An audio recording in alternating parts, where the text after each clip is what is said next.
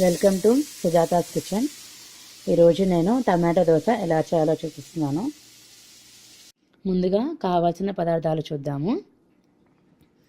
బియ్యపిండి, సన్నగా కట్ చేసుకున్న ఆనియన్, టమాటో, గ్రీన్ మిర్చి,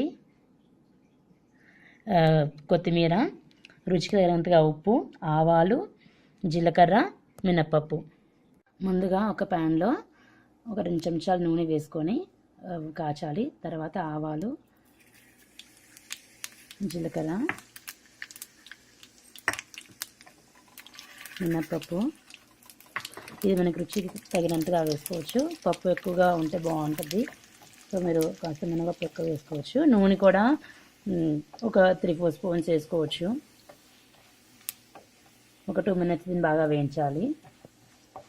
సో మన పోపు వేగింది. ఇప్పుడు తర్వాత మనం మన బియ్యపిండి కలుపుకోవాలి. సో బియ్యపిండిలో కాస్త ఉప్పు వేసుకొని కాస్త నీళ్ళు వేసి కొంచెం నీళ్ళు వేస్తూ కలుపుకోవాలి. ఇది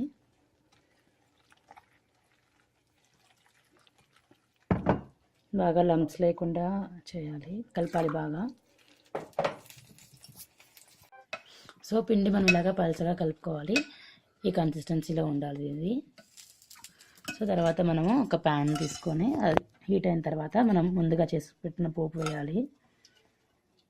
ఇది మన ఇష్టం, ఒక 1 or 2 స్పూన్స్ ఈ పోపు ఇలా వేసుకోవచ్చు. పైన కొద్దిగా ఆనియన్స్ వేయాలి, టమాటో, చిటికెడంత ఉప్పు,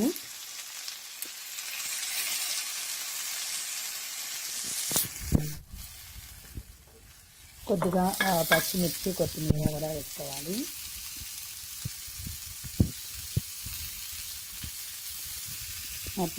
ఇవన్నీ కొంచెం ఫ్రై చేయాలి, ఒక 2 minutes. సో ఇప్పుడు కాస్త ఫ్రై అయింది. దీనికి కొంచెం పెనమంతా స్ప్రెడ్ చేసుకోవాలి.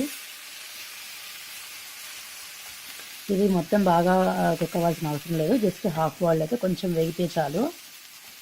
ఇలా పెనమంతా స్ప్రెడ్ చేసుకున్న తర్వాత మనము దోశ పిండి దీని మీద వేసుకోవాలి.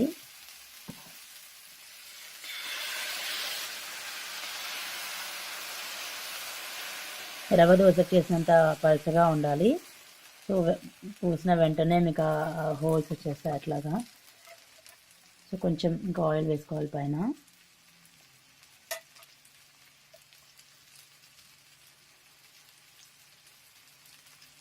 ఇది కాస్త మూత పెట్టేసి దీన్ని ఒక 2 నిమిషాలు కుక్ చేయాలి.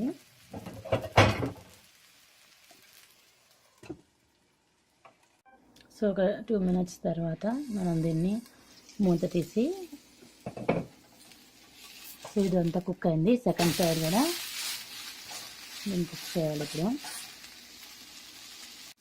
సో మన దోశ ఇప్పుడు రెండో వైపు కూడా కాలింది. మనం సర్వింగ్ ప్లేట్లోకి తీసుకున్నాం. సో ఇంట్లో మనం తాలింపు పెట్టేస్తాం కాబట్టి ఇంకా వెజ్జెస్ కూడా ఉంటాయి. సో దీనికి ఇంకా చట్నీ ఏం అవసరం లేదు, ఇలాగే సర్వ్ చేసేయచ్చు. ఈ తాలింపును ఈ కూరగాయలు మనకి ఎంత కావాలంటే అంత వేసుకోవచ్చు. So tomato dosa is ready. Just try it and enjoy.